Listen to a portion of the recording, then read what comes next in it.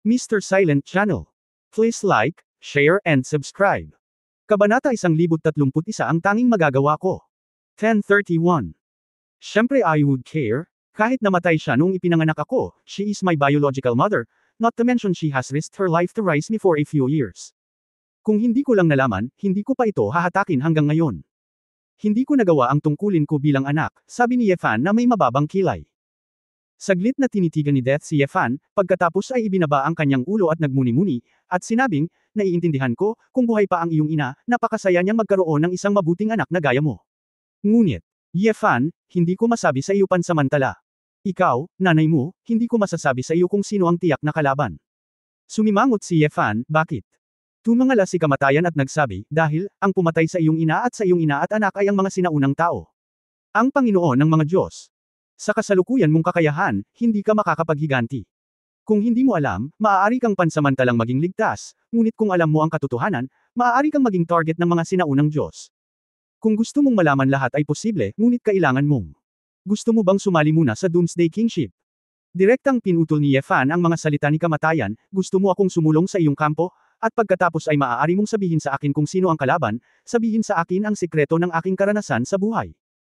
Tumango si Death, oo, isinasaalang-alang ko rin ang iyong kaligtasan, pagkatapos ng lahat, ikaw ang anak na nagawang iligtas ng kapatid ko.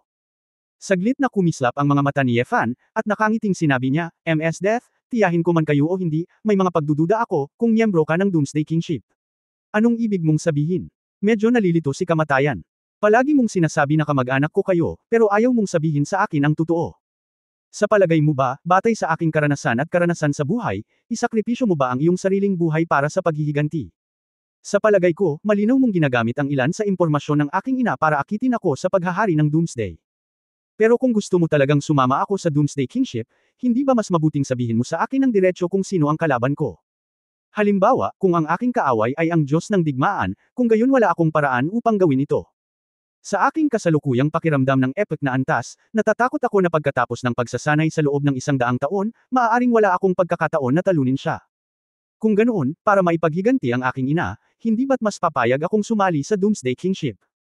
Ngunit ngayon, sinabi mo sa akin na ang kalaban ay isang sinaunang Diyosa, ngunit hindi mo sinasabi sa akin kung sino ito, at ikaw ay malabo. Iniisip ko, baka isa kang especially iyan na inilagay ng mga sinaunang Diyos sa kaharian ng Doomsday, at gusto mo akong subukan, sasali ba siya sa Doomsday? Pagkatapos magsalita ni Yefan, kinuha niya ang tasa ng tsaa, humigup, at walang magawang umiling, hindi ko maramdaman ang prangka sa pagitan ng mga kamag-anak mula sa iyong mga salita. Kamatayan.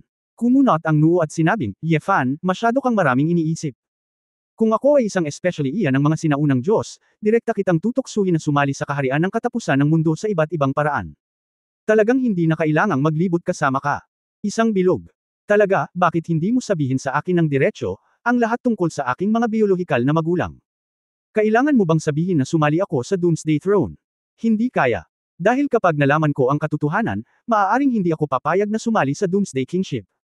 Kinusot ni Yefan ang kanyang mga mata, hininaan ang kanyang boses at nagtanong, hindi ba posible?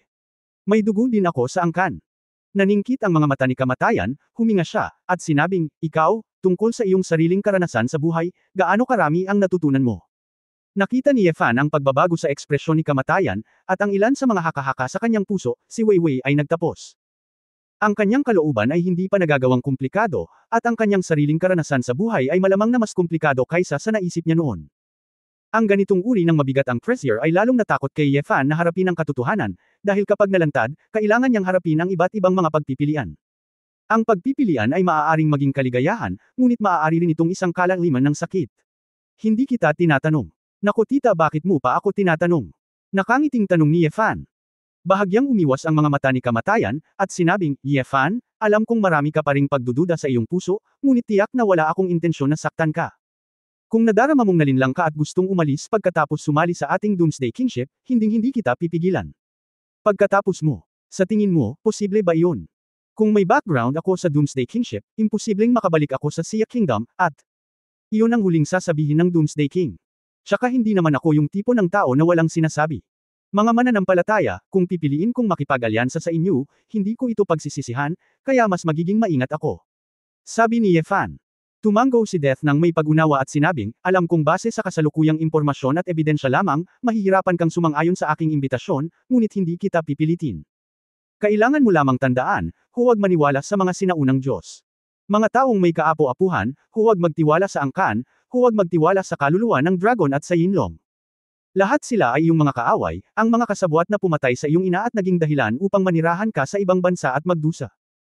Ang pintuan ng ating paghahari sa katapusan ng mundo, ay palaging magbubukas para sa iyo, kung ikaw ay uusigin ng mga sinaunang Diyos balang araw, maaari mo akong kontakin, at gagawin ko ang aking makakaya para sa iyo. Pagkatapos nito, nagulat si Death ng isang numero kay Yefan, na nagsasabing, naaalala mo sa numerong ito, maaari akong makontak anumang oras, magkamag-anak tayo. Tiningnan ni Yefan ang taos-pusong tingin sa mga mata ng babae, at may bahagyang pagbabago sa kanyang puso. Tumangaw siya at tumayo at sinabing, salamat, Lady Death, kahit na sa tingin ko ay wala namang masama sa pagpatay ng ilang miyembro ng Far East Society sa pagkakataong ito, nailigtas mo nga ako ng maraming problema kapag may utang ako sa iyo. Kung tita ka o hindi, maipapangako ko man lang sa iyo na hindi ako tatayo sa panig ng mga sinaunang Diyos laban sa hari ng katapusan ng mundo hanggat hindi ko nalalaman ang katotohanan ng aking karanasan sa buhay. Alam ko, kahit anong panig ang pipiliin ko, o neutral, kapag nagkaroon ng hidwaan sa pagitan ng dalawang panig, may magsasakripisyo sa huli.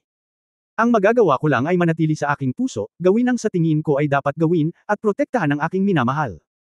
Pagkatapos magsalita ni Yefan, ngumiti siya at kinuha ito. Kumuha ng isang piraso ng pastry, nag-thumbs up, at naglakad patungo sa gate ng manor habang kumakain. Hanggang sa umalis si Yefan sa manor, ang kamatayan ay tila may pinipigilang damdamin sa kanyang puso, at hindi niya maiwasang pakawalan ito. Tinakpan niya ang kanyang mukha gamit ang isang kamay, hindi na napigilan ng mga luha ang pagpatak, ang mga balikat niya ay napahagulgol. Yefan. Bulong ni Death, kinuha ang larawan ni Yefan noong bata pa siya, at bumulong, I'm sorry. I'm sorry. Pagkaraan ng humigit kumulang 10 minuto, lumabas ng bahay ang isang waitress na nakasuot ng kulay abo, at siya rin. Napabuntong hininga si kamatayan, at sa isang iglap ay bumalik sa normal ang kanyang mukha, at walang bakas ng pag-iyak. Iniligpit niya ang larawan at sinabing may kaaya-aya at walang pakialam na mukha, hayaan mo siyang lumapit. Kabanata 1032 Pagkakakilanlan. 1032. Hindi nagtagal, isang nasa katanghaliang gulang na lalaki na nakasuot ng suit at maikling tangkad, ngunit puno ng kayamanan at karangalan, ang lumakad papunta sa pintuan ng bahay. Ang taong ito ay ang presidente ng Far East Association, si Zhang Yi. Panginoong kamatayan, nabalitaan ko na umalis na ang hari ng impyerno, at pumunta ako rito upang magtanong, paano ko haharapin ang pangyayaring ito. Lumapit si Zhang Yi sa ibaba ng hagdan at nagtanong ng may paggalang. Sa pamamagitan ng tabing, mahinang sinabi ni kamatayan, tapos na, maaari mo nang gawin ang iyong negosyo. Nang marinig ito ni Zhang Yi, sumimangot siya at sinabing, ngunit. Pinatay ni Lucifer ang aking anak, ang pumatay kay Buffalo, at ang ilan sa aking mga kapatid at mga gulugod. Kung hindi mo ito ipapaliwanag sa mga tao sa pagpupulong, natatakot ako na ang lahat ay hindi magkakasundo, at hindi rin mahirap kumbonsihin ang publiko. Ang backbone ay patay na, maaari kang magpalit ng isa pang batch. Ang iyong anak, si Zhang Tianlong ay hindi nag-iisa. Kung tungkol sa pagkumbinsi sa publiko o hindi, hindi sa iyo Zhang Yi. Ang Far East Association ay hindi orihinal na Zhang, di ba? Malamig na tanong ni Death. Daan. Ang buong katawan ni Zhang Yi ay tensyonado, at napalunok siya, ang kanyang mga mata ay puno ng naguguluhan na mga ekspresyon. Panginoong kamatayan, hayaan mo ang iyong mga nasasakupan na magtanong ng isa pang tanong, bakit tayo magalang sa mga tao sa inferno, na si Asmodeus ay hindi natin kalaban? Kahit na personal na dumating ang Lucifer na iyon, hindi mo siya kalaban, Panginoong kamatayan. Bakit tayo nagdurusa ng walang sabi-sabi? Nag-aatubili na tanong ni Zhang Yi. Gumawa si kamatayan ng isang tasa ng tsaa, kinuha ito at humigop, kung gayon, ano sa palagay mo ang dapat gawin upang kumbonsihin ang mga tao ng Far East Society? Tuwang-tuwa si Zhang Yi, at nagmamadaling itinaas ang kanyang ulo, iniisip ng subordinate na ito na, ang bagay na ito ay talagang napakasimple. Hanggat ang ating malayong silangan ay mag-aangkat at mag-e-export ng mga daungan at pipe card sa Myanmar, Lu, at Pilipinas, na nagdudulot ng kaguluhan para sa siya at nakakaapekto sa kanilang ekonomiya, natural nilang bibigyan si Lucifer. Presyon. Sa oras na iyon, kung wala ang ating aksyon, si Lucifer ay ituturing na isang tinak sa panig ng kaharian ng siya. Tiyak na hindi niya ito kakayanin sa oras na iyon, ngunit alam niyang hindi mo siya kalaban, at natural na hindi siya maglalakas loob na labanan ang aming Far East Club. Sa ganitong paraan, maaari lamang siyang magdusa mula sa pagkawala ng katangahan at pumunta sa ibang bansa kasama ang babaeng nasa tabi niya. Kapag nakarating siya sa ibang bansa, mapapatay man siya o ang babaeng katabi niya, may paraan. Matapos pakinggan ang pagkamatay, sinabi niya na may kalahating ngiti, Zhang Yi, ang iyong mga iniisip ay talagang maganda. Nanigas ang mukha ni Yi, kumurap ng ilang beses ang kanyang mga mata, nagmamadali siyang lumuhad sa lupa, at sinabing, Panginoong Kamatayan. Ako. Wala akong intensyon na gamitin ang iyong kapangyarihan, kung hindi ka nasisiyahan, ako. Hindi ko na ito hahabulin muli. Kamatayan. Tumayo, lumingon upang tumingin sa isang hardin, tumalikod kay Zhang Yi at sinabing, mukhang. Hayaan ang iyong apelyidong Zhang na mamuno sa Far East Society sa loob ng 30 taon, at talagang iniisip mo na ikaw ang may-ari ng Far East Society.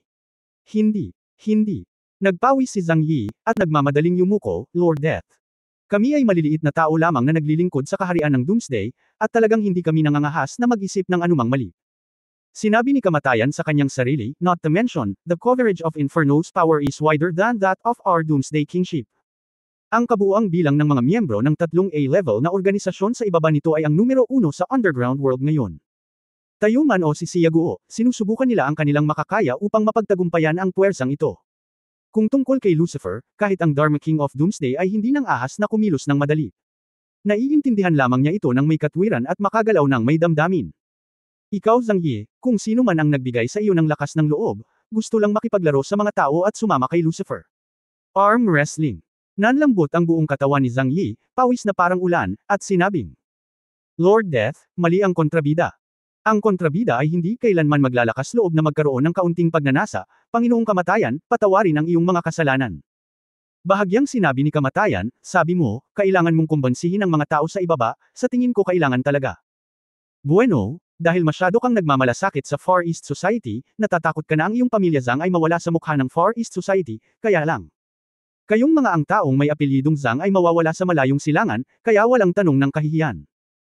Nang marinig ito, si Zhang Yi ay labis na natakot na ang kanyang mukha ay namutla, at siya ay umiyak at humingi ng awa, Panginoong Kamatayan. Alam ng kontrabida na ito ay mali. Ang kontrabida ay hindi dapat manggahas. Bago niya magawa. Tapos magsalita, biglang huminto yung boses. Ang isang bakas ng kaluluwa sa katawan ni Zhang Yi ay direktang hinugot, at ang buong tao ay naging isang bangkay, na nakahandusay sa lupa na walang laman. Ang lahat ng ito ay tahimik, na parang walang nangyari, at ang tao ay ganap na patay. Hindi nagtagal, dumating sa bahay ang isang maid na kulay abo, sumaludo sa pagkamatay, hinawakan ng isang kamay ang katawan ni Zhang Yi, at kinaladkad ito palabas. Hindi gaanong naramdaman ni Kamatayan ang pagkamatay ni Zhang Yi. Nakatayo siya roon, nakatingin sa hardin na may malalim na mga mata, ang kanyang isip ay puno ng iba pang masalimuot na kaisipan. Makalipas ang ilang minuto, isang magnetic male voice ang lumabas mula sa labas. Bakit hindi mo sinabi sa kanya ang totoo? Alam ng Kamatayan ang hitsura ng lalaki sa mahabang panahon, hindi lumingon, at nanatiling tahimik. Mayroong 11 gwapong puting lalaki na may maitim na blonde na kulot na buhok na matangkad, nakasuot ng klasikal na western aristokratikong kasuotan. Ang eleganteng aristokratikong ugali na ipinalalabas niya ay hindi sinasadya, ngunit likas.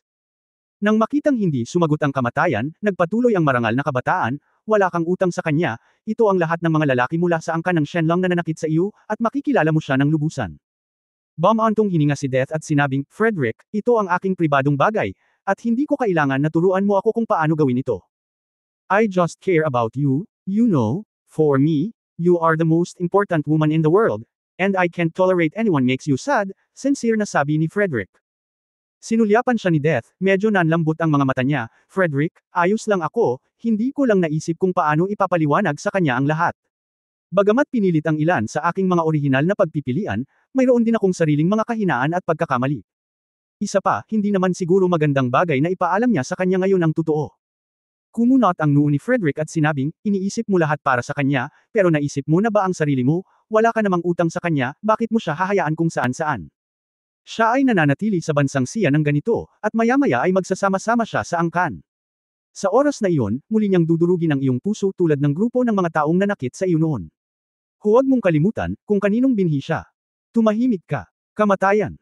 Ibinaling niya ng gusto ang kanyang ulo, malamig na tumingin kay Frederick, alam kong hindi ka nasisiyahan na sinira niya ang iyong pakikipag-ugnayan kay Prinsesa Deesai, ngunit hindi ako papayag na sabihin mo yun sa kanya.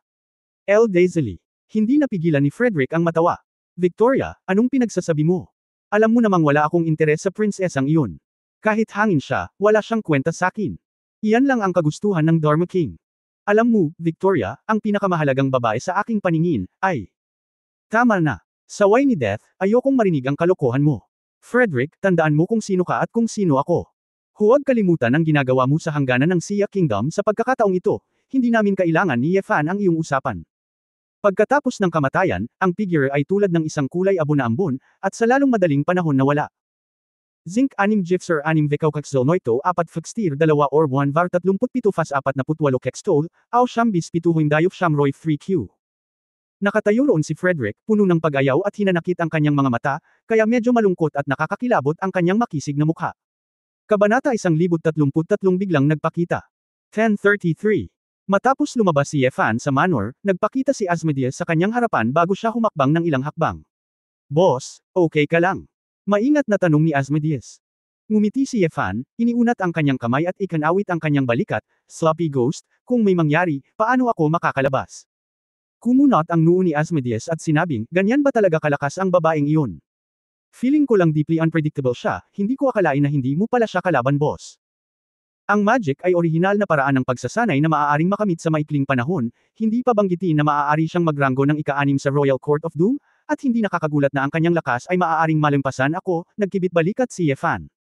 Pang-6. Nagulat si Asmodeus, ang Doomsday King Power ay talagang nagpadala ng isang mataas na ranggo na powerhouse upang pamahalaan ang Far East Club. Natawa si Yefan, ano ang kakaiba dito? Far East ito ay magiging isang outpost upang tiktikan ang mga galaw ng mga sinaunang Diyos, at syempre ito ang lugar upang tumuon sa pamamahala.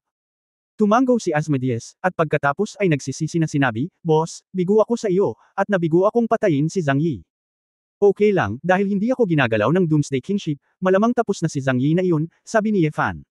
Sandaling natigilan si Asmodeus.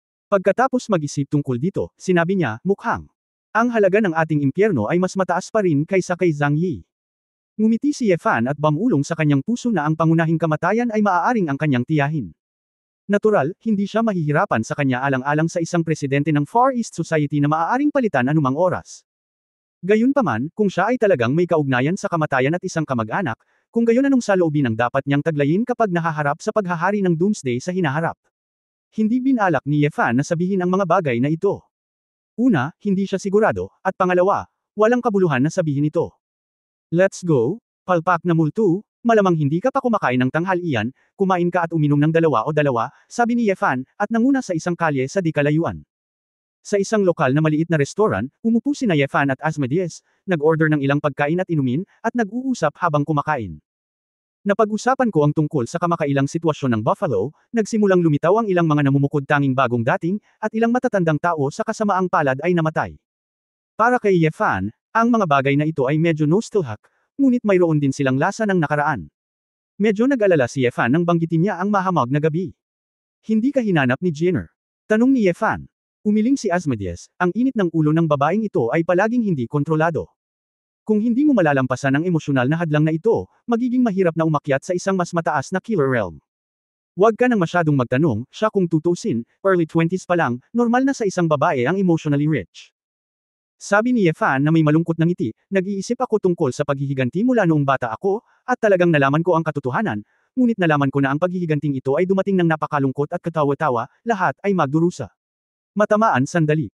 Sinabi ni Asmodeus, Boss, kung kulang ka ng taong magpoprotekta sa iyong hipag at sa kanila, maaari akong magpadala ng higit pang mga kapatid doon. Hindi, nag-aalala lang ako sa kasalukuyang sitwasyon ni Chur. Tumakbo siya palabas at hindi alam kung saan siya nagpunta. Akala niya hinahanap niya ang iyong amo. Ang iyong hipag ay nasa ilalim ng proteksyon ng mga tagagigo, kaya ligtas na siya. Daan sa layag. Bumantong hininga si Asmodeus, sa kasamaang palad, kung ito ay sa panahon ng jihad sa taong iyon, kung mayroon tayong katalinuhan ng Sky Eye, ito ay magiging malaking tulong. Ngunit, ngayon, wala na yata sa ating mga kalaban ang maimbestigahan ng Sky Eye, hipag. Ang pagkontrol sa mga mata ng langit ay hindi na kasing pakinabang ng dati. Ngumiti si Yefan at sinabi, ang ibig mo bang sabihin ay Doomsday Kingship? Mga palpak na multo, huwag masyadong mag-isip, base lang sa ating kasalukuyang lakas, tinatayang hindi sila maaaring ituring na mga banta nila. Paano tayo magiging kaaway? Gayunpaman, tila tayo ay masyadong mahina sa harap ng paghahari ng katapusan ng mundo. Pagkatapos mong bumalik, hayaan ang mga kapatid na bawasan ang dami ng mga gawain, tumuon sa pagpapabuti ng paglilinang, at magplano ng maaga. Si Asmodeus ay mataimtim na tumingin. Tumango, naiintindihan ko boss. Matapos kumain at uminom ang dalawa, nagpaalam si Yefan sa matandang kapatid at bumalik sa Huahay. Nang bumalik siya sa Huahay, gabi na, tinawagan ni Yefan si Su Qingzhou at sinabi sa kanya na nakabalik siya ng ligtas. Pero hindi siya umuwi. Binalak niyang mag-aral muna sa elementarya para tingnan kung naayos na ang welfare home. Pagdating ko sa elementarya, sa dormitoryo, nakapatay ang mga ilaw sa bawat silid, at natutulog na ang mga bata. Nang maglakad si Yefan sa isang dormitoryo, nakita niya si Duyuner. Tinatakpan ni Duyuner ang isang kubrekama na pinaalis sa kama para sa isang matabang bata. Nang mapansin ang figurang lumilitaw sa pintuan, si Duyuner ay natigilan saglit, at pagkatapos ay nagpakita ng masayang ngiti. Walang umimik sa dalawa, at tahimik na naglakad patungo sa isang malaking opisina na pansamantalang nagpalit mula sa isang silid-aralan sa di-kalayuan. Sa oras na ito, ang mga tiyahin ay nakaalis na rin at natulog. Dalawa lang ang tao sa bakanteng classroom. Brother Yefan, magiging maayos ka. Nag-aalala ako na magdudulot ako ng problema sa iyo dahil sa pangyayaring ito, kaya mas gugustuhin kong hindi gamitin ang elementarya na ito, sabi ni Duyuner ng maluwag. Silly girl, kailan pa kita binaygo? Inabot ni Yefan at hinawakan ang mukha ng babae, pupunta ako at tingnan kung ayos na kayo at maayos na ang lahat, pagkatapos ay makakabalik ako ng may kumpiyansa. Magiliw na tiningnan ni Duyuner ang lalaki, at medyo nabigo, babalik ka ba ngayon? Oo, si Sister Sue ay dapat ding mag-alala sa iyo. Nakita ni Yefan ang babae, at ang liwanag ng buwan ay sumikat sa bintana sa sariwa at magandang mukha ni Duyuner. Ang batang babae ay parang isang maselang bulaklak na namumukadkad sa ilalim ng buwan. Kanina pa ako nag-iisip ng ibang bagay, at wala akong panahon para isipin ang pagmamahalan ng mga bata at mga bata. Ngayon, nang makarinig ako ng bakas ng hinanakit sa bibig ni Duyuner, naalala ni Yefan na matagal na mula noong siya ay nakikipag-date kay Duyuner. Ito ay nagkataong nasa isang silid-aralan ng paaralan sa sandaling ito, ang eksenang ito ay nagparamdam kay Yefan na mas kapanapanabik. Hindi rin ako nagmamadaling bumalik. Kinuha ni Yefan si Duyuner sa kanyang mga bisig at ngumiti ng masama, ang susi ay ang aking Yuner, hanggang kailan mo ako pananatilihin dito? Naramdaman ni Duyuner ang init ng malaking kamay ng lalaki, bumilis ang tibok ng puso niya, ngunit matagal na siyang hindi nakikipagkita sa lalaking mahal niya, at hindi niya napigilan ang sarili, namumula habang nakataas ang ulo, nagkusa siyang halikan siya. Nanginginig ang anino ng kandila, at ang gabi ay maikli. Sa tahimik na gabi, sa madilim na silid-aralan, mayroong walang katapusang anteng-anteng. Pagkalipas ng 2 oras, niyakap ni Yefan si Duyuner, na malambot na at inaantok na, at bumalik sa sarili niyang kwarto, tinakpan siya ng kubrekama. Si Yefan ay lubos na ipinagmamalaki, at tinatayang pagkatapos ng digmaan, ngayon, si Duyuner ay hindi maglalakas loob na lumapit sa kanya sa maraming araw na darating. Hindi naman kasi bagay na matulog sa ampunan. Nakita ni Yefan na madaling araw na, kaya tumakbo na lang siya at tumakbo pabalik sa Belo County. Pagdating niya sa pintuan ng bahay, nakita ni Yefan ang isang bilog na figure na nakaupo sa hagdan ng pinto. Jiang Xiaobay. Natigilan si Yefan, bakit biglang sumulpot sa bahay niya ang matabang lalaking ito nang hindi kumumasta. Kabanata 1034 na sobra. 1034. Itinaas ni Jiang Xiaobay ang kanyang ulo at tumingin kay Yefan na may nakakaawang ekspresyon, Mr. Ye, bumalik ka na. Sumimangot si Yefan at sinabing, halika rito pagdating mo, bakit ka nakaupo sa labas? Gabi na, ayokong istorbohin ang pamilya mo, gusto lang kitang puntahan at makausap. Hindi napigilan ni Yefan na matawa, pumunta ka sa akin sa kalagitnaan ng gabi. Ano ang pinagsasabi mo? Napakamot ng ulo si Jiang Xiaobay at sinabing, wala pa akong nakakausap dati, kaya may mga emosyonal akong issue. Gusto kong magtanong sa iyo. Alam kong maraming babae sa paligid mo, Mr. Ye, at dapat silang mga matandang driver. Naninigas ang mukha ni Yefan. Kapag ang mga kalakal ay bumaba sa bundok, talagang hinayaan nila ang kanilang mga sarili, at lahat sila ay nagsimulang magsalita ng mga termino sa internet. Ang babaeng iyon ay nagngangalang Li Xiaofei muli. Tanong ni Yefan.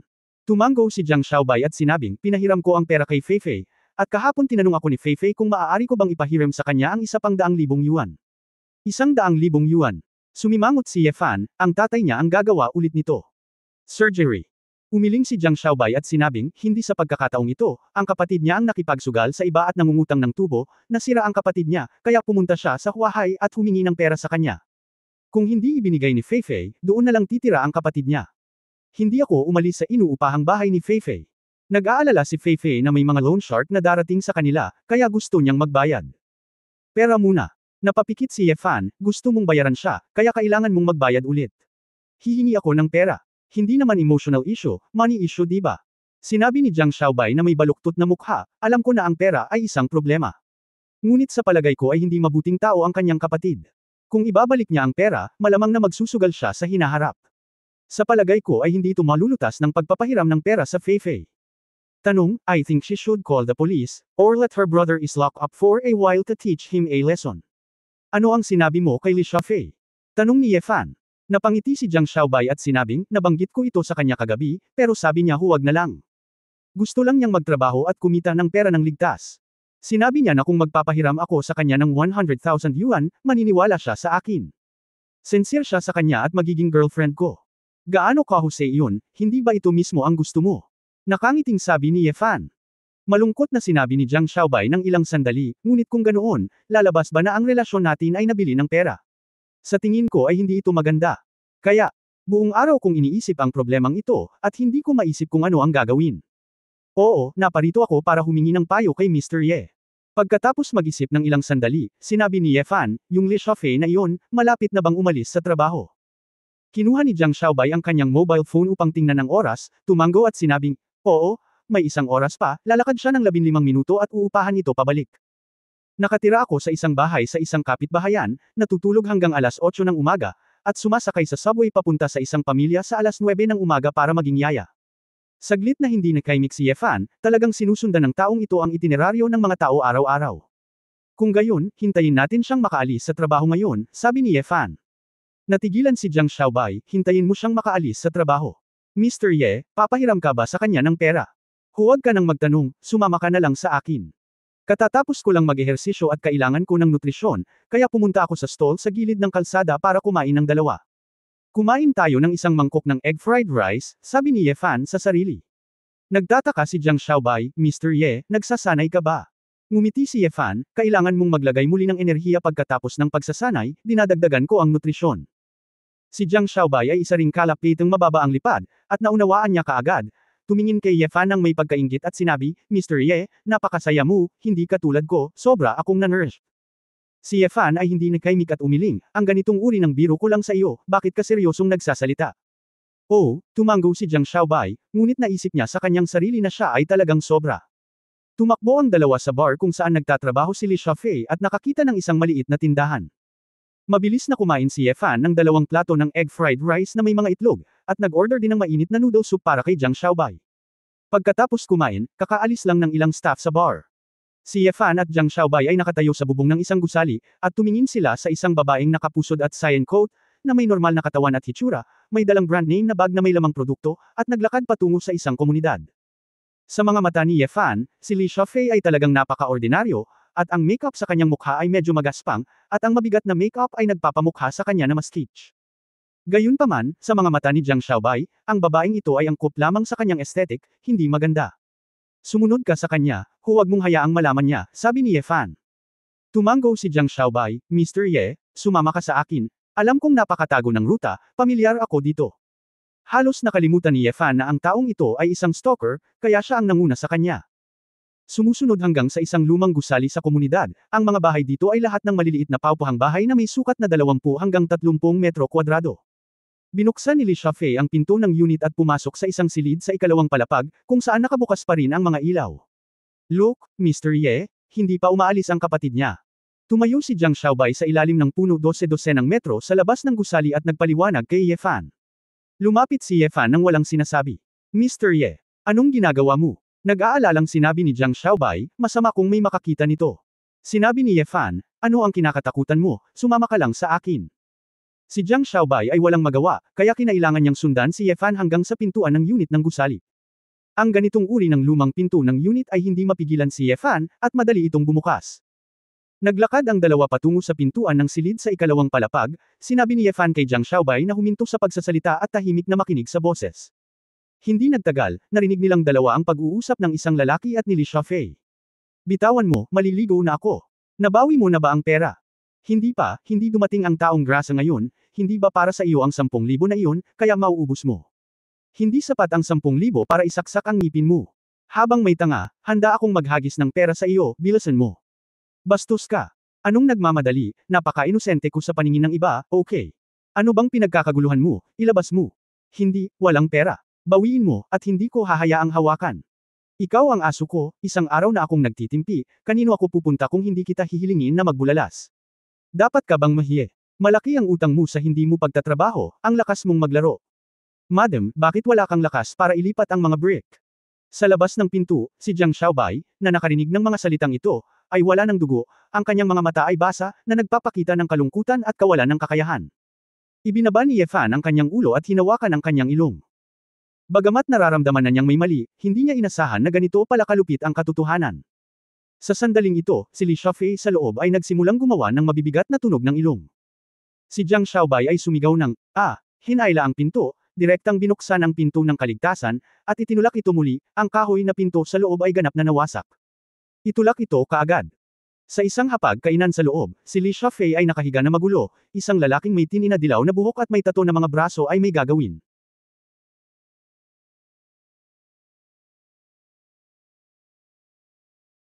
Sa isang hapag-kainan sa loob, si Li Shafei ay nakahiga na magulo, isang lalaking may tini na dilaw na buhok at may tato na mga braso ay may gagawin.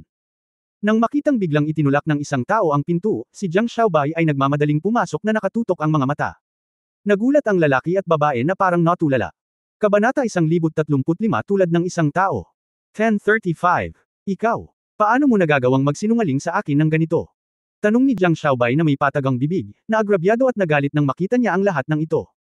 Labis na natakot si Li Shafei kaya dali-dali siyang bumaba sa mesa at sinabing may takot, Jiang. Mr. Jiang, ako lang. Basta.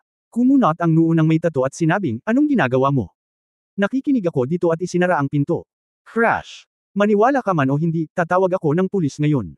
Si Jiang Xiaobai ay walang pakialam sa lalaki, at sinabi kay Li Shafei na nagngangalit ang mga ngipin, ako. Masyado akong naniniwala sa iyo, ngunit ganito ang pakikitungo mo sa akin, nagsisinungaling ka ba sa akin? Talaga bang ayaw mo sa akin? Namula si Li Shafei, ngunit wala siyang maitago sa sandaling ito, at sinabing, nagsinungaling ako sa iyo, ngunit pumunta ka sa bahay ko sa kalagitnaan ng gabi at sinundan ako. Basagin mo ang pinto ko, lumalabag ka sa batas. Sumunod din ang may tato na lalaki, tama. Kung ayaw mong tumawag tayo ng pulis, bilusan mo ibigay mo ang pera. 100,000 yuan. Kung hindi, matatapos kayong lahat. Ang mga mata ni Jiang Xiaobai ay napuno ng kalungkutan, itinuro ang pagtingin sa may tato na lalaki, sinabi niya, mas gugustuhin mong makasama ang ganitong uri ng basura kaysa sa akin. Dahil ba sa mataba ako? May mentally retarded ka ba? Iniyakap ng may tato na lalaki ang kanyang mga braso sa balikat ni Li Shafei, sabi, sa tingin mo ba ang babaeng ito ay isang purong puting lotus? Ang kalapitang mababa ang lipad ay nakipagtalik sa maraming lalaki sa nayon noong mga unang taon, kaya hindi ako pinalad na kunin ang deal. 2 sanggol ang isinilang niya para sa akin sa aming bayan. Anak. Kung hindi dahil sa mahigpit na kontrol ng estado noong nakaraang taon, nagtatrabaho pa rin siya sa isang nightclub. Pangit ang itsura ni Li Shafei, tinulak palayo ang may tattoo, at pinagalitan, gusto kong pag-usapan mo ito. Hindi sa hindi ka maaaring kumita ng pera, kung hindi ako lalabas para magbenta, paano ako kukuha ng pera para itaguyod ang bata? Hindi naman sa wala kang silbi bilang lalaki. Ngumisi ang may tattoo na lalaki, isa kang masamang babae. Hindi ka mapayapang binhi sa iyong puso. Don't think I don't know, isa kang yaya, at may relasyon ka sa matandang lalaki ng iyong kasalukuyang amo. Binili niya yung gold chain sa kamay mo diba? Itong matabang patay na lalaking tanga, puro babae ang traitor sa'yo, ang dumi mo, alam mo. Si Li Shafei ay nanginginig sa galit, ngunit lahat siya ay sinaksak hanggang sa sakit. Tumingin siya kay Jiang Xiaobai na may masalimuot na tingin sa kanyang mga mata. Umalis ka, wala akong pakialam sa mga gawain ngayong gabi, pantay na tayo, sabi ni Li Shafei. Bakit? Don't care. Kailangan mong mawalan ng pera. Kung hindi tatawag ako ng pulis. Tinitigan siya ng lalaking may tato. Ang mga mata ni Jiang Xiaobai ay puno ng kawalan ng pag-asa sa oras na ito. Bawat salitang sinabi ng may tato, bawat ekspresyon at tingin ni Li Shafei ay parang isang matalim na kutsilyo na tumutusok sa kanyang dalisay na puso. Nang makita ito, humakbang si Ye Fan at nagsabi, ito ang mundo, ito ang katotohanan, lahat ng hinahangad mo sa Mount Shu ay narito, ngunit lahat ng hindi mo maiisip ay narito rin. Tumingin sa kanya si Jiang Xiaobai na may luha sa kanyang mukha. Ye Fan, Mr. Ye. Bakit ito nangyayari at ano ang dapat kong gawin? Dapat mong tanungin ang iyong sarili, papatayin mo ba sila? O yun lang ang tanong ni Ye Fan. Tumawa ang may tato nang marinig niya ito, patayin mo kami. Sino ka ba dati? Makakatapos na siya sa pagsasalita, iwinagayway ni Ye Fan ang kanyang kamay at binasag ang isang mesa. Ang lalaking may tato at si Li Shafei ay natakot kaya nanginginig sila at nagtago sa dingding. Tumingin si Jiang Xiaobai sa lalaki at babae, pagtingin kay Li Shafei, na isa ng ganap na estranghero, may bakas ng kalungkutan sa kanyang mga mata. Kalimutan mo na, patayin mo na sila, wala pa rin akong mapapala. Malungkot na pinunasan ni Jiang Xiaobai ang mga luha sa kanyang bilog na mukha, at sinabi sa isang patag na bibig, Ginoo, umalis na tayo. Tiningnan siya ni Ye Fan na may kalahating ngiti, at sinabing, hindi ka ba magsisisi? Patayin mo sila, at ipinapangako kong magiging maayos ka. Hindi ako nagsisisi, sa tingin ko ay wala itong kabuluhan, malungkot na sabi ni Jiang Xiaobai. Hindi na nagsalita pa si Ye Fan, tumalikod at umalis ng gusali kasama si Jiang Xiaobai. Nang maglakad ang dalawa pabalik sa pangunahing kalsada, nagtanong si Jiang Xiaobai, Mr. Ye, alam mo na ba na Fei? Ang babaeng iyon ay sinungaling. Nagkibit balikat si Ye Fan, marahil ay maaari mong hulaan ang ilang mga bagay. Pagkatapos ng lahat, ang ganitong uri ng bagay ay karaniwan sa lipunan. Mapait na pinunasan ni Jiang Xiaobai ang kanyang mukha, masyado kang tuso para sabihin sa akin ng sinasadya. Hindi ko alam kung tama ang hula ko. Tsaka, hindi ba gusto ng master mo na makita mo ang mundo? Sabi ni Ye Fan. Ibinaba ni Jiang Xiaobai ang kanyang ulo at malungkot na sinabi, namimiss ko ang Mount Shu.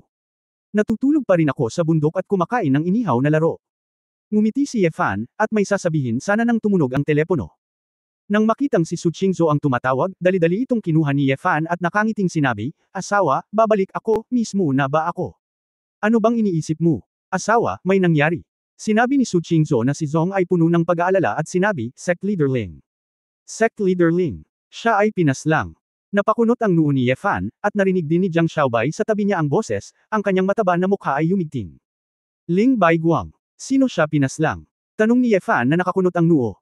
Sinabi ni Su Qingzhou, nakatanggap lang ako ng impormasyon mula kay tiya niya na mayroong isang hindi kilalang puwersang martial artist na nagpabago sa mga posisyon ng ilang malalaking sekta sa Xia Kingdom. Maliban sa Shushan, Kunlun, Shaolin at Taiji, Baihua, Xinglong, Kungtung, Kangyanman, ilang sekta, mayroon ding ilang mga sinaunang mandirigma na tila pumasok mula sa ibang bansa, biglang lumitaw. Ngayong gabi, sabay silang lumitaw, inatake ang mga pangunahing sekta, at pagkatapos ay lahat ay nakatago. Nawala lahat ng mata namin. Mayroon kaming 3 intelligence officer, ang kanilang detection at anti-detection capabilities ay halos kapareho ng sa amin, kaya hindi nila makontrol ang kanilang impormasyon sa unang lugar. Nakikipag-usap pa ako sa mga matatanda kung itutuloy ko pa ba ang pag-iimbestiga sa bagay na ito. Ngunit nakatanggap ako ng tawag mula kay Weiwei ngayon lang, na nagsasabi na ang ulo ni Ling ay malubhang na sugatan, at ngayon ang kanyang buhay ay nasa panganib.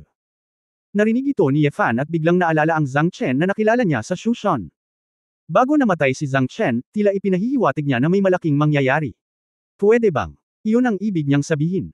Sa ganitong paraan, si Zhang Chen ay isa lamang sa grupo ng mga sinaunang mandirigma na pumasok sa ibang bansa. Asawa, labis akong nag-aalala kay Weiwei, sinabi niya na ang ulo ni Ling ay malubhang nasugatan, at gusto pa niyang makita si Jiang Xiaobai, bakit hindi tayo sumugod kaagad sa Shushan? Nag-aalalang sabi ni Su Qingzhou. Sumang-ayon kaagad si Ye Fan. Nasa kanya pa rin ang pangalan ng Shushan Guest Qing, kaya sinabi niya, sasamahan ko si Jiang Xiaobai ngayon. Punta tayo sa airport. Asawa, ayusin mo ang eroplano. Okay. Maghahanda ako kaagad. Ibinaba ni Su Qingzhou ang telepono nang hindi nagsasalita. Nang marinig ito, si Jiang Xiaobai ay nawalan ng malay at umiyak at nagtanong, Mr. Ye. Magiging maayos ang aking amo. Magiging maayos din, tama ba? Hinawakan na ni Ye Fan ang kwelyo ni Jiang Xiaobai at tinitigan siya ng may mga matang tumusok. Sabi, huwag kang umiyak. Kahit anong gawin ng iyong amo, ayaw niyang makita kang umiiyak. Bumalik sa Susan kasama ko, harapin ang lahat, at mamuhay tulad ng isang lalaki. Huwag hayaang mag-alala ang iyong amo. Intindihin. Si Jiang Xiaobai ay nakatingin sa kawalan. Tumingin siya kay Ye Fan, kinagat ang kanyang mga ngipin, at tumango. Kabanata 1036 na may isang kahilingan. 1036. Hindi nagtagal pagkatapos dumating sina Ye Fan at Jiang Xiaobai sa airport, nagmamadaling pumunta si Su Qingzhou. Sumakay ang tatlo sa eroplano at dumiretso sa paliparan malapit sa Susan. Pagkababa ng eroplano, muli silang nagtungo sa Susan. Sa mga oras na ito, halos alas 5 na ng umaga, at ang lamig ay nakakasakal. Hindi gaanong karami ang mga alagad na nagsasanay sa labas gaya ng dati, ngunit may mga alagad na naglalakad at nagpapatrolya. Si Ye Fan at Jiang Xiaobai ay nagpakita, at syempre walang makakapigil sa kanila. Ang tatlo sa kanila ay maayos na pumasok sa isang Hall of Mental Cultivation, kung saan matatagpuan ang mataas na antas ng medikal na paggamot sa Shushan. Pagdating ko sa bulwagan, mahigit 100 tao na ang nakapalibot sa isang kama, bawat isa ay may lungkot at galit sa kanilang mga mukha. Weiwei. Nakita ni Su Qingzhou na si Ling Yue ay nakaupo sa gilid ng kama na haggard na may luha sa kanyang mukha. Tumangala si Ling Yue, nakita sina Su Qingzhou at Ye Fan, at tumanggo sa kawalan ng pag-asa. Nang makitang nakabalik na sina Ye Fan at Jiang Xiaobai, lahat ay tahimik na nagbigay daan. Walang pakialam si Su Qingzhou sa iisipin ng iba, mabilis siyang tumakbo, niyakap si Ling Yue, at tinapik ang likod ng kanyang matalik na kaibigan. Kinagat ni Ling Yue ang kanyang ibabang labi at sumandal sa harap ni Su Qingzhou, nanginginig ang kanyang mga balikat. Xiao Shu, bakit ganito? Bakit? Namula ang mga mata ni Su Qingzhou, naramdaman niya ang sakit ng pagkawala ng kanyang ama, alam na alam niyang walang saysay ang sinabi niya sa sandaling ito. Master! Master! Nakita ni Jiang Xiaobai si Ling Baiguang na nakahiga sa kama na may malungkot na mukha, at ang kanyang mukha at mga palad ay nanginginig. Nakita ko si Ling Baiguang na nakahiga doon na walang kulay, nakasuot ng oxygen mask at tumutulo. Tutal, ang pamilya Susan ay may malaking layunin. Kahit sa bundok, ilang modernong kagamitang medikal ang inihanda. Kung hindi, kapag may nasugatan at nasa panganib, hindi magiging madali ang pagpunta sa pinakamalapit na ospital. Nakakalungkot lang na parang masyadong seryoso ang injury ni Ling Baiguang, kahit nakahinga siya ng oxygen ay parang ang hirap gumising. Brother Jiang, nagising ang master 3 oras na ang nakakaraan, pinag-uusapan kanya. Sa wakas nakabalik ka na, sabi ng isang junior sister mula sa parehong paaralan, pinunasan ang kanyang mga luha nang makita niyang bumalik si Jiang Xiaobai. Pinigilan ni Jiang Xiaobai ang kanyang mga luha, nanginginig na naglakad patungo sa kama, at nagtanong, sino ito, sino ang naglagay ng kamay sa Panginoon? Napabuntong hininga si Li Lihong sa gilid, hindi alam mismo ni senior brother in charge, pero biglang sumulpot ang kabilang partido sa gabi at ibinaba ang amo. Ang mga disipulo natin na nagpapatrol sa gabi ay pumatay ng mahigit 100 sa isang iglap. Matapos matuklasan ng punong guro ang sitwasyon, lumabas siya upang labanan ang lalaki, ngunit ang paglilinang ng lalaki ay napakataas, at tila gumagamit siya ng isang uri ng apoy na ehersisyo. Si senior brother Secmaster ay malubhang nasugatan. 2 galaw. Sumimangot si Ye Fan at nagtanong, nagdala ba si Secmaster Ling ng espada para lumaban sa oras na iyon? Oo. Si Pan Yi, na nasa tabi niya, ay naiinis na sabi, ito ay dahil ang Secmaster ay nasa ilalim ng kanyang buong lakas at binugbog ng taong iyon sa 2 hampas. Nasaktan, kami. Hindi namin alam kung ano ang gagawin. Ang mga mata ni Ye Fan ay kumikislap, at halos mapatay niya si Ling Baiguang, isang eskrimidor sa mapagnilay-nilay na kaharian na may 2 galaw, kahit na imposibleng mag-concentrate. Ang lakas ng taong ito ay mas malakas kaysa kay Zhang Chen na nakilala niya noon. Sinabi ni Ye Fan, tiningnan ko ang sugat ni Secmaster Ling. Naalala ni Ling Yuwei, na umiiyak, na napakahusay ng medical skills ni Ye Fan, kaya tumalikod siya at sinabing, Ye Fan. Bilasan mo at humanap ng paraan para iligtas ang tatay ko. Hindi mo ba kilala ang isang napakahusay na doktor? Alam mo ang pinakamahusay na kasanayang medikal sa mundo, bilasan mo. Iligtas mo ang aking ama. Nakikiusap ako sa iyo. Sinabi ni Ye Fan na may isang mapait na ngiti, Yuwei, huwag kang ganito, hindi ako isang immortal, ngunit kung may pagkakataon akong pagalingin ang iyong ama, gagawin ko ang aking makakaya. Napaluha si Ling Yuwei, bumagsak si Dadada sa lupa at tumango. Sumimangot si Su Qingzhou, at nang marinig niyang tinatawag ni Ye Fan ang pangalan ni Ling Yuwei, nag-isip siya. Inangat ni Ye Fan ang kubrekama na natatakpan ni Ling Baiguang at nalaman na ang kanyang tiyan ay natatakpan ng mga benda. Ang dugo ay tumigil, ito ang bakas ng mga paso. Kumunot ang noo ni Ye Fan at nagtanong, sino ang gumamot sa kanya para sa sugat. Isang lalaki ang humakbang at nagsabi, Mr. Ye, ako po ito, ako ang direktor ng Hall of Mental Cultivation, at nag-aral din ako ng Western Medicine. Ang tiyan ng ulo ay direktang tinusok ng nakakapaso na nakakagalit na chi, at ang kanyang mga organo ay nasira. Ang true chi ay puwersahang isinabot, at ito ay nawala kaagad. Iniunat ni Ye Fan ang kanyang kamay at hinawakan ang mga ugat ni Ling Baiguang, at pagkatapos ay naging mas solemn na ang kanyang ekspresyon. Ye Fan, kumusta ang tatay ko, may tulong ba? Nag-aalalang tanong ni Ling Yuwei. Matagal na hindi nagsalita si Ye Fan at nanahimik. Nagmamadali din si Su Qingzhou, asawa, magsabi ka lang, ang oras ay walang hinihintay, kung makakaligtas ka ng mas maaga, gawin mo ito ng mas maaga. Umiling si Ye Fan, nahawakan na ito ng medical director ng Shushan hanggang sa limitasyon.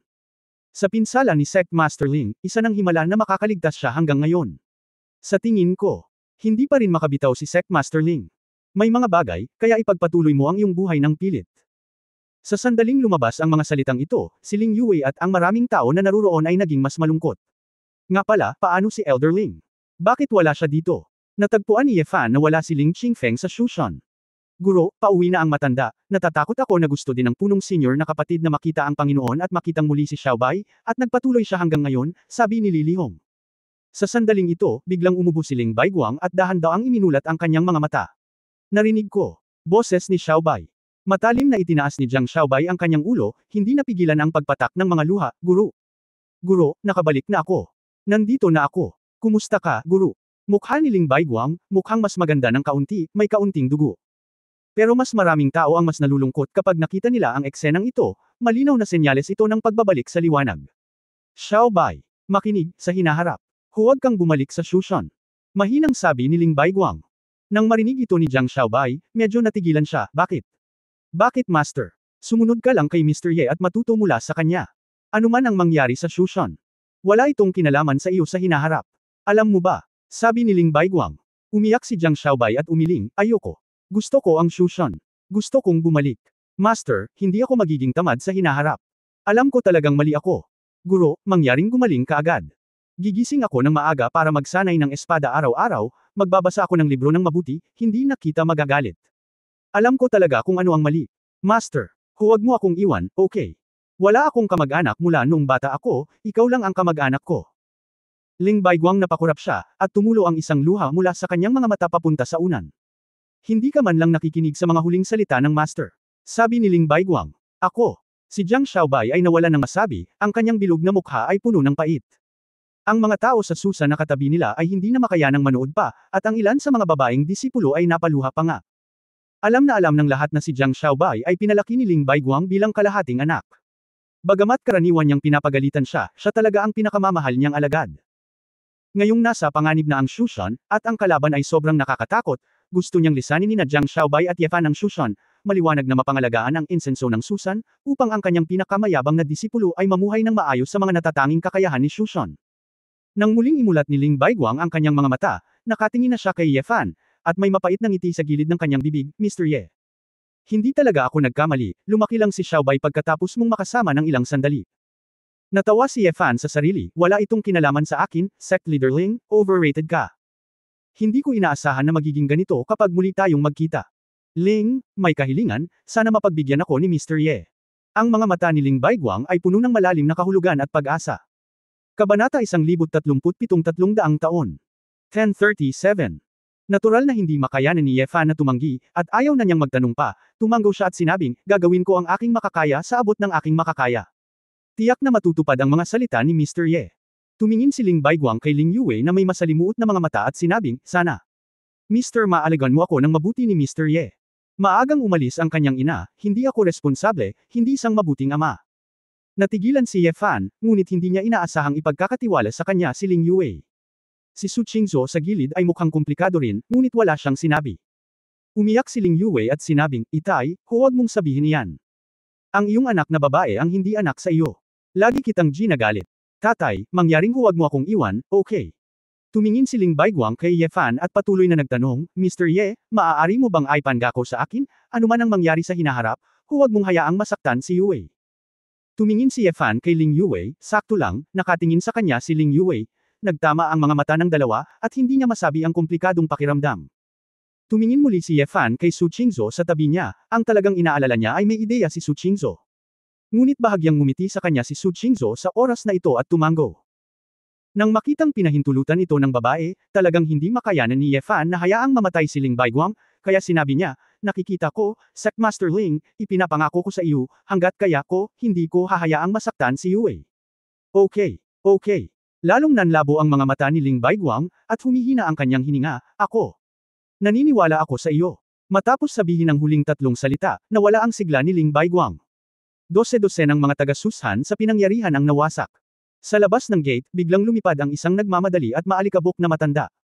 Nang makita ng matanda ang eksena sa loob ng bahay, sumigaw siya ng puting ilaw sa dalamhati.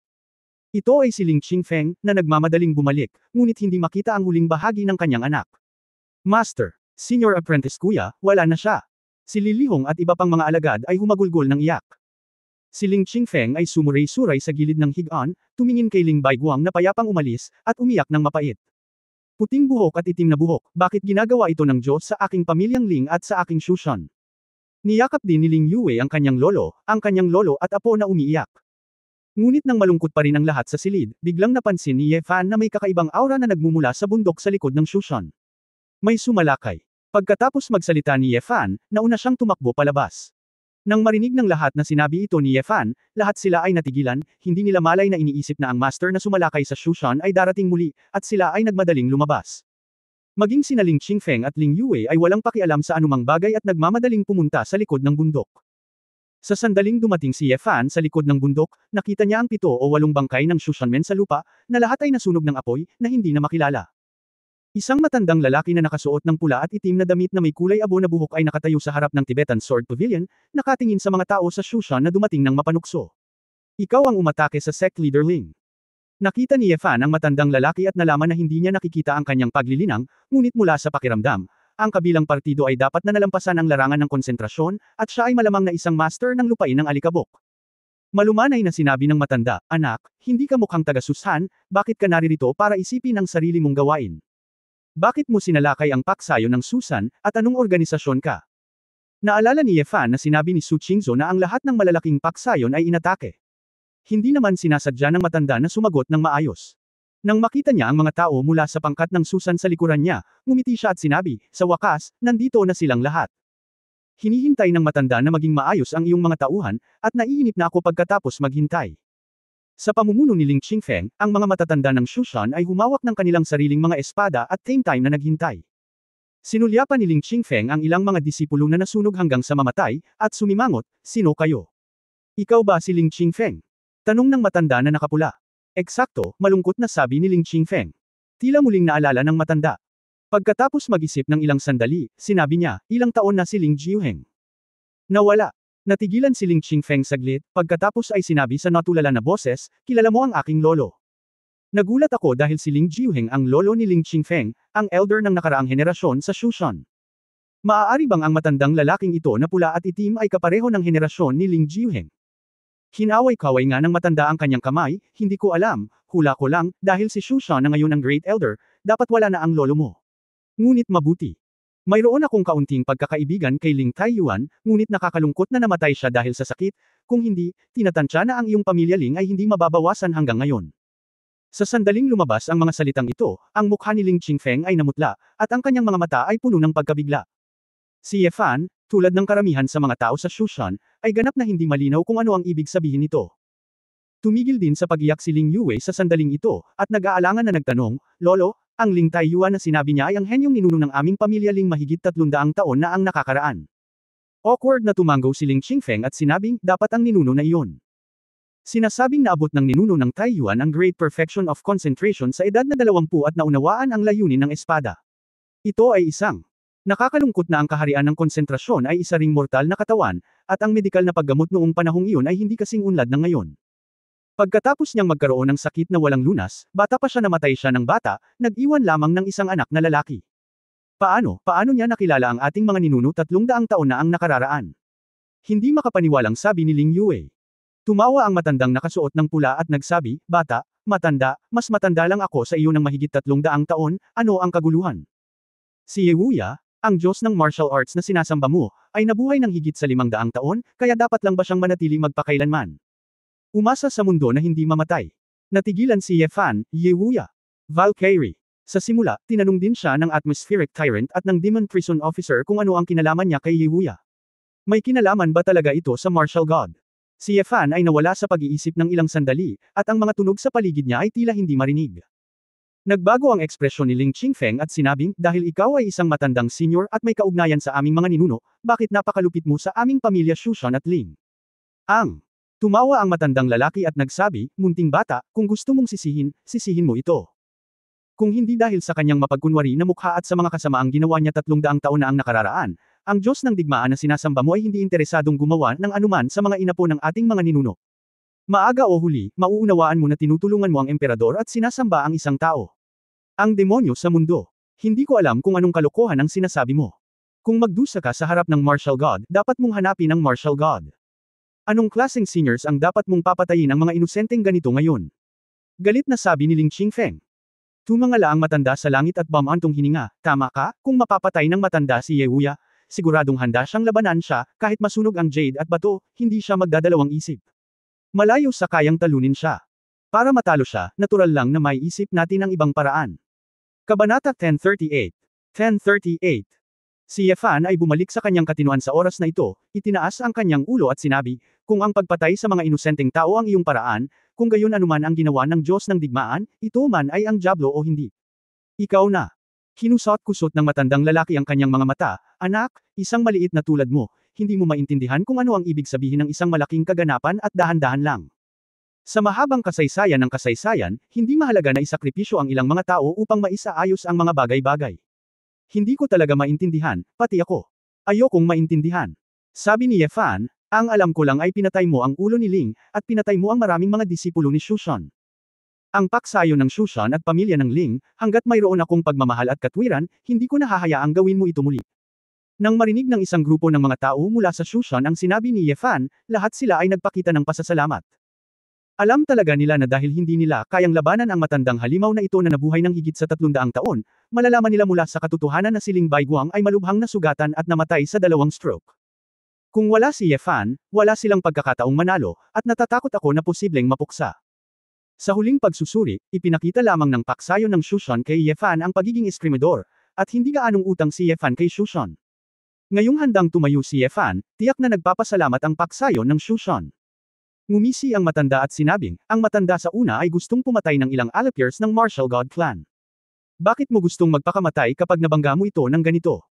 Hindi na nakinig si Ling Yue at sumigaw, hindi pa nakikita ng tatay ko si Wusen mula nang siya ay isinilang.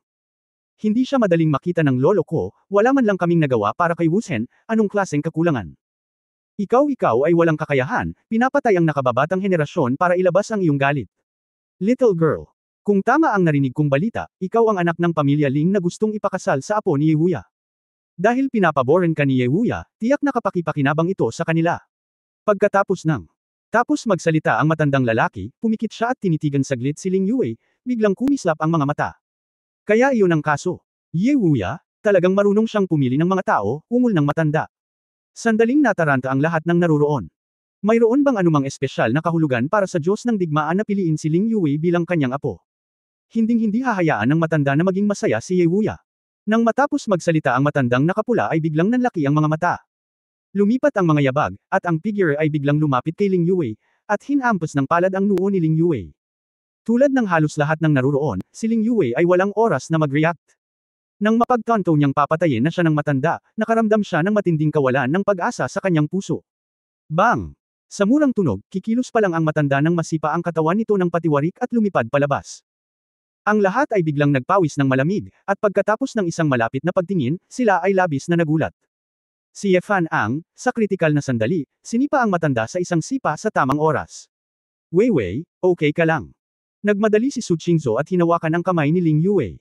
Umiling si Ling Yue na may matagal na takot, I'm fine. Hinayla ni Su Qingzhou ang kanyang matalik na kaibigan upang magtago sa likod ng hindi nagsasalita. Mabilis ding pinalibutan ng grupo ng mga tao mula sa Shushan si Ling Yue, at wala ni isa sa kanila ang umaasa na kamamatay lang ni Ling Baiguang at napatay din si Ling Yue. Mr. Ye, maraming salamat. Kinasusuklaman lamang ni Ling Qingfeng na hindi siya ang kalaban ng matanda, kaya't maaari lamang niyang tingnan si Ye Fan nang may pasasalamat at nangangamba. Nangako ako sa sect leader Ling na paprotektahan ko si Yue, at gagawin ko ang lahat ng makakaya ko, sabi ni Ye Fan, humakbang pasulong. Ang isang mandirigma sa General Concentration Realm ay karaniwang malubhang nasugatan ng sipa ni Ye Fan kanina lang. Gayunpaman, bagamat aksidenteng nasipa ang matanda at lumipad ng 12 metro pabaligtad, walang bakas ng pinsala. Nakatingin lang ang matanda kay Ye Fan nang may pagtataka, inabot at pinunasan ang alikabok sa kanyang damit, at sinabing, hindi mo makikita ang cultivation base sa iyong katawan, ngunit kakaiba na maaari kang mag-react, at mayroon ka pa ring napakalakas na lakas. Nagulat din ako. Anong klaseng cultivation ka? Masarap kainin ako, nakangiting sabi ni Ye Fan.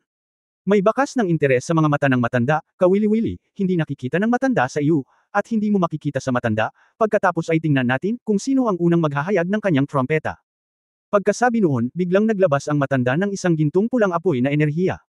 Naramdaman kaagad ni Ye Fan na ito ay isang mas malakas na enerhiya kaysa sa espiritual na enerhiya sa larangan ng konsentrasyon. True Essence. Kinumpirma ni Ye Fan ang hula sa kanyang puso, talagang naabot mo na ang kaharian ng paghihiwalay sa alikabok. Sa sandaling naiintindihan ng isang martial artist ang isang tiyak na paraan ng langit at pumasok sa daw na may martial arts, pagkatapos na ang katawan at kaluluwa ay nalinang sa isang limitasyon, maaari silang ganap na may sama. Malaking pag-unlad. Ang isang martial artist na umalis sa Dust Realm ay may pisikal na katawan na hindi maihahambing sa Contemplative Realm. Makakamit niya ang pag-aayuno, makakain sa kapangyarihan ng langit at lupa, at hindi na kailangan ng ordinaryong makamundong pagkain. Hindi nakakagulat na hinarang ni Lycan ang kanyang paa. Gayunpaman, ang mas ikinagulat ni Ye Fan ay ang tunay na diwa ng matanda ay nagpahayag ng pamilyar na aura sa kanya. Kaya lang hindi ito maisip ni Ye Fan sa sandaling ito, dahil lumipad na ang matanda patungo sa kanya. Nakita ko na ang nagniningas na tunay na diwa sa kanyang kamay ay agad na naging isang malaking bowl ang apoy, at libo-libong mga ulan ng apoy ang bumaril mula sa bowl ang apoy, na sumisipol ng gusto kay Ye Fan. Nang makita ang paggalaw na ito, biglang naalala ni Ye Fan kung bakit parang pamilyar siya. Hindi ba ito ang Phoenix Clan, ang Fire Rain stunt sa Fengwu Jiu Tian? Si Ye Fan ay hindi nang ahas na umiwas, dahil mayroon pa ring grupo ng mga tao mula sa paksayo ng Shushan sa likuran niya. Kung siya ay umiwas, ang ulan ng apoy ay nakamamatay sa kanila. Sa pagitan ng liwanag at bato, gumawa ng desisyon si Yefan sa isang iglap, tumalikod, at may hawak na isang maitim na mahabang espada sa kanyang kamay. Ang maitim na bakal ng espadang ito ay nagsiwalat ng sinaunang madilim at malamig na hangin, na parabang ang hamog na nagyelo ay namumuo pa rin sa labas. Yefan sa pamamagitan ng isang pahilig na stroke, ang isang espada ay sinadya upang putulin ng tubig gamit ang isang kutsilyo. Habang hinahati ang ulan ng apoy upang ikalat ito, mabilis itong lumamig, na lubhang nakakabawas sa lakas ng ulan ng apoy. Nang makita na si Yefan ay biglang may mga espada sa kanyang kamay, ang matanda ay naguguluhan din, at ang mga tao sa likod ng Shushan ay medyo naguguluhan din. Ikaw ay talagang master ng kendo, at mayroon ka pa ring magandang espada na nakatago sa iyong katawan. Sumimangot ang matandang lalaki at nagtanong na may bahid ng pag-aalinlangan, pwede bang? Isa ito sa 8 nawawalang espada ni Yu Wang, Heeding the Sun. Yefan sa kanyang puso, tiningnan niya ang malamig na mahabang espada sa kanyang kamay, at sinabi, eksakto. Kung gagamitin mo ito upang ituro ang araw, ang liwanag ay magiging madilim. Ang sun-covering sword ay isang yin at gintong espada na dalubhasa sa pagpigil ng apoy. Kung nasa tabi niya ang espadang ito ni Yefan at nakipaglaban kay Xiao Ziner, malamang na magiging mas madali ito. Naisip ni Ling Qingfeng at iba pang matatanda ng Shushan sa likuran, hindi nakakagulat na hindi minamaliit ni Yefan ang mga espadang iyon sa Shushan Kangjian Pavilion. May hawak na pala siyang sikat na espada. Gayunpaman, hindi nila alam na si Yefan ay nagtatago ng higit pa sa ilang mga espada ni Yuang Bajian. Naging seryoso ang mata ng matanda, kahit itago mo ang araw, baka hindi mo mapigilan ang apoy ng matanda. Pagkatapos na nagsasabi na, ang buong katawan ng matanda ay nag-apoy ng isang bola ng ginintoang pula na tunay na asensya, at ang nakakapasong hangin ay nagpa-attract sa lahat ng tao sa Susan.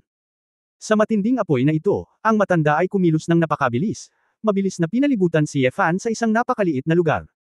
Sa ilang sandali, naramdaman ni Yefan na mayroong mataas na temperatura at apoy sa lahat ng dako, ang lupa ay parang lava, at napakainit.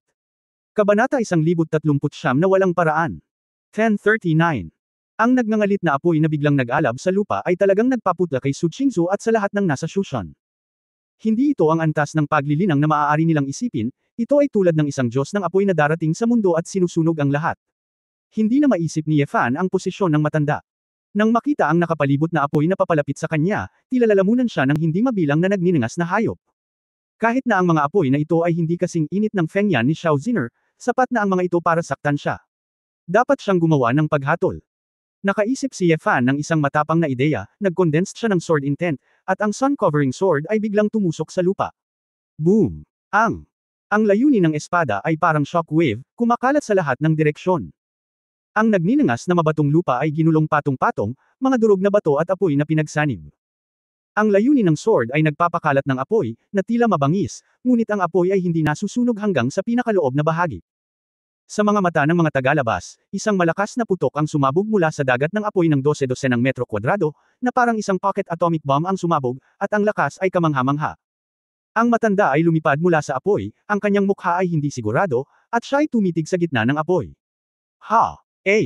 Ang layunin ng espada ay biglang pinindot pababa, direktang nahati ang isang puwang sa lupa, at ang lupa ay direktang nabuksan sa magkabilang panig.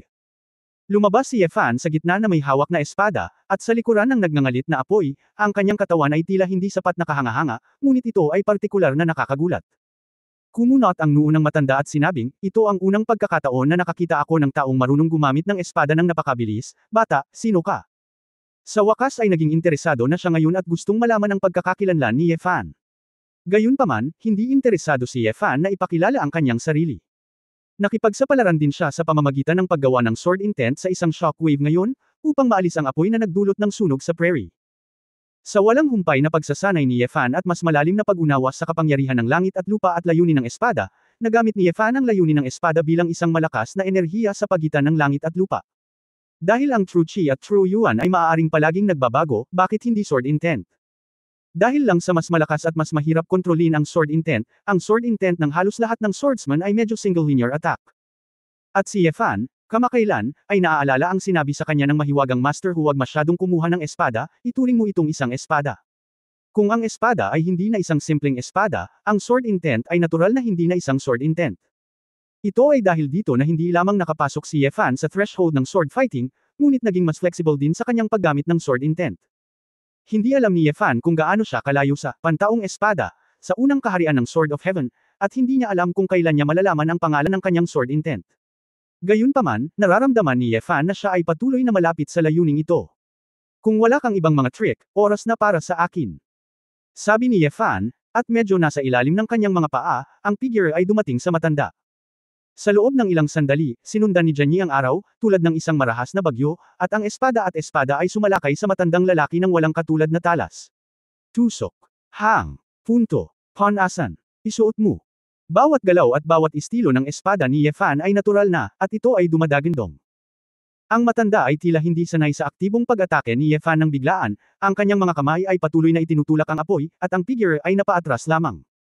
Sa napakabilis na paggalaw, naglunsad ang dalawa ng misensi ng opons iba at depensibong labanan sa lupa, sa himpapawid, at sa itaas ng gusali. Kahit na ang katawan ni Ye Fan ay mas malakas at mas mabilis, ang matanda ay patuloy na hinihila ang distansya sa pamamagitan ng apoy na kalasag. Unti-unti, niresolbo ang pananalasan ni Ye Fan, at ang dalawa ay pantay-pantay. Natapakan ni Ye Fan ang isang malaking batong leon sa likod niya, ang kanyang katawan ay tumalikod, at sinaksak niya ang matandang lalaki ng isang espada na kasing bilis ng isang sulyap. Ang matanda ay pumalakpak sa lupa gamit ang isang kamay at sumigaw ng kulog. Isang nagliliyab na sinag ng liwanag ang pumailan lang sa kalangitan. Si Ye Fan ay bumukas gamit ang isang espada at iwinagayway ang dalawang half-moon blades.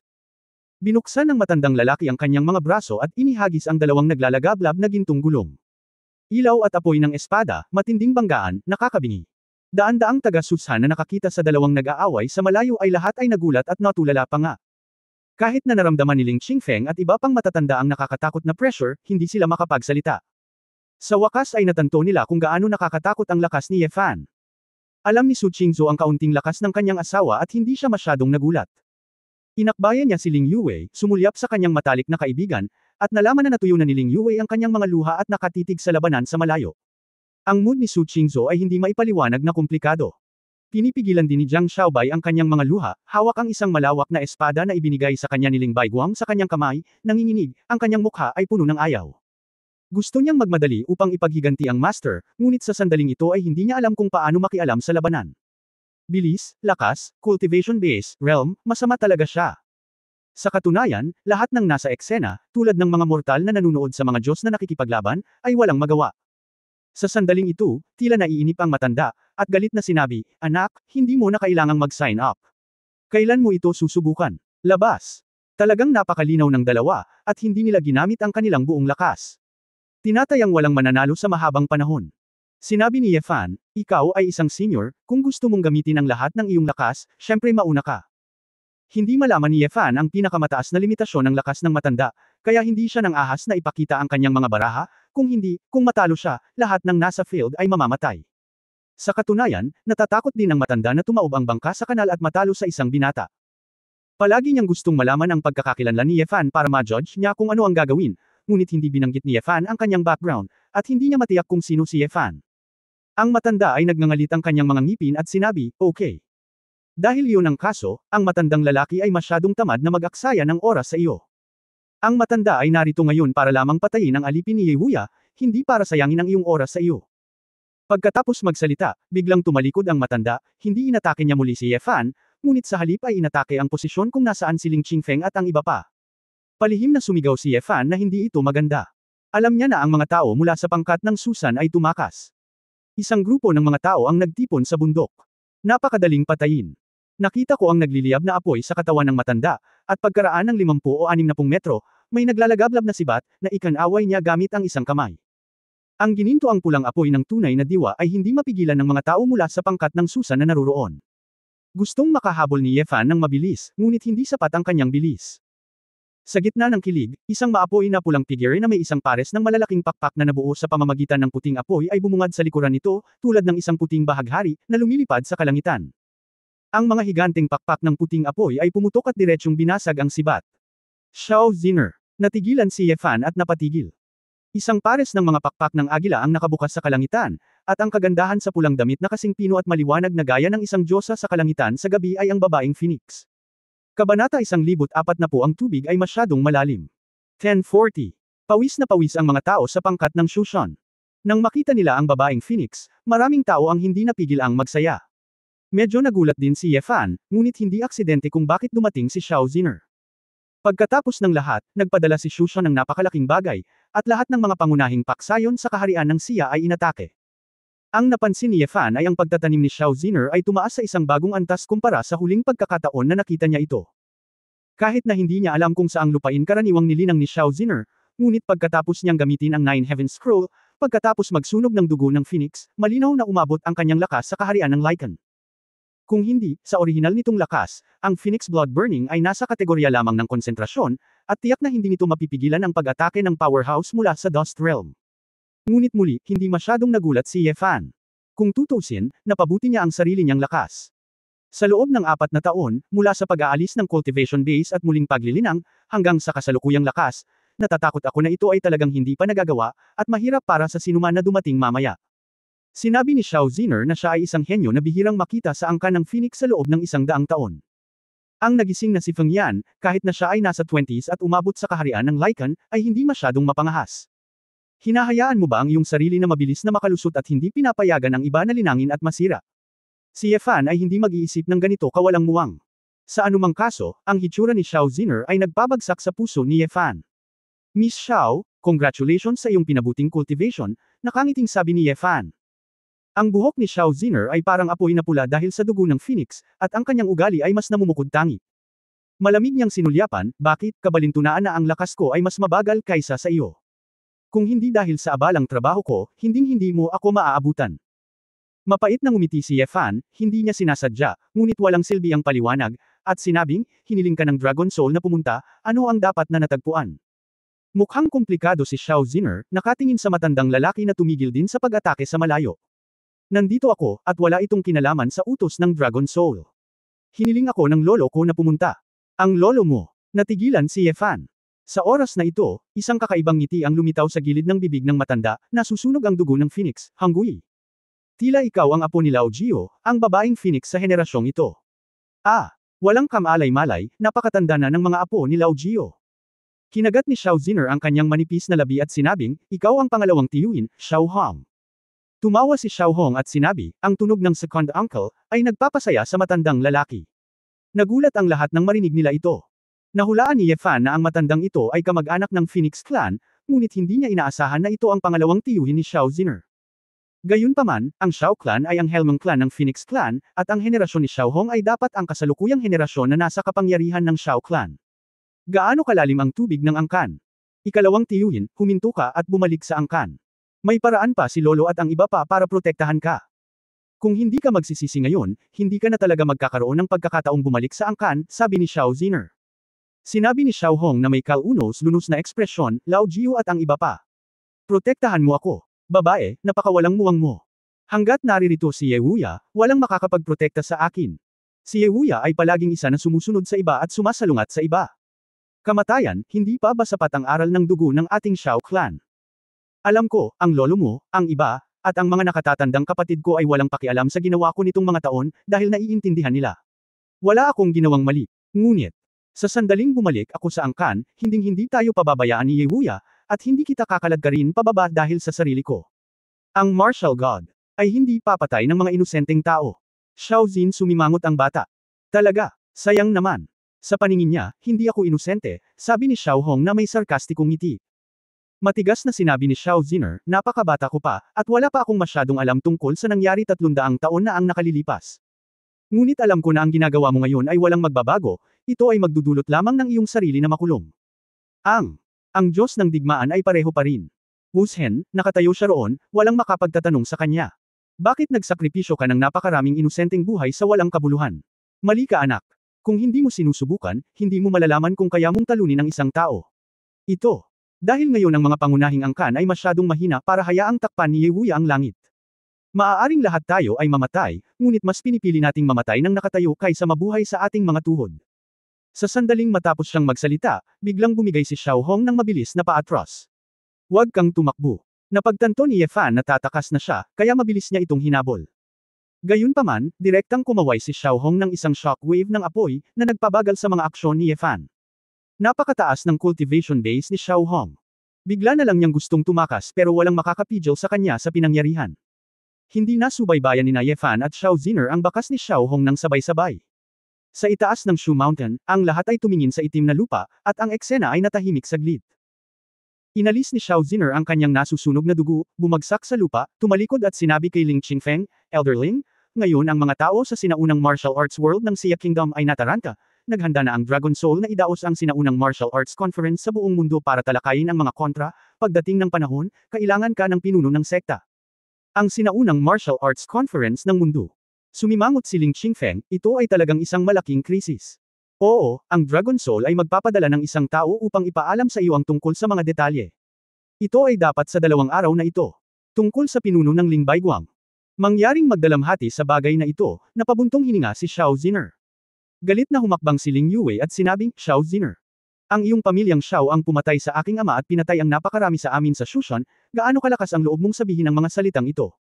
Nagmamadaling iniunat ni Ling Qingfeng ang kanyang kamay upang pigilan ito at sinabing, Yue. Ang bagay na ito ay walang kinalaman sa babaeng Phoenix, at ayaw nilang gawin ito. Ilang buhay ng tao ang masasabi mo ang sama ng loob sa daan-daang taon. Lolo, ikaw at magsalita para sa kanila. Napaluha si Ling Yue. Nag-iisa ang mukha ni Xiao Ziner, at halatang hindi siya komportable, ngunit tumalikod pa rin siya at sinabi kay Ye Fan, hiniling ka ng Dragon King na pumunta sa kabisera, gusto kanyang makita, at kasabay nito ay may mga mahahalagang bagay na nangangailangan ng iyong pakikilahok. Kumunot ang noo ni Ye Fan at sinabing, bakit ako pupunta sa kabisera? Kung ang iyong pangalawang tiyuhin ay dumating muli upang pumatay, at wala ako rito, hindi ba lahat ng tao sa Shushan ay magdaranas ng matinding pagkalugi? Huwag mag-alala, pansamantalang nakipag-ugnayan kami sa hukbo isang malaking bilang ng mga tropa ang ipapadala upang makipagtulungan sa sinaunang martial arts sect para sa depensa, at si Chu Yunyao ay nakagawa din ng maraming bagong armas. Hanggat ang mga tao mula sa paksayo ng Shushan ay hindi tumatakbo, dapat nilang matiyak na hindi sila magkakaroon ng anumang malalaking problema sa bundok, sabi ni Xiao Ziner. Kinamot ni Ye Fan ang kanyang buhok, nag-aatubili na tumingin kay Su Qingzhou, at sinabing, pero ayaw ko pa ring pumunta, hindi ako galing sa Dragon Soul mo, bukod pa. Utang ko sa iyo ang Dragon Soul lahat ng 3 bagay. Nagbayad. Kinagat ni Xiao Ziner ang kanyang mga pilak ng ngipin at sinabi sa mahinang boses, kung tungkol ito sa Martial God, saan ako pupunta para hanapin ka? Kung gayon kailangan niyang mag-ingat. Pagtatapos ng kabanatang ito. For more videos, click on the notification bell.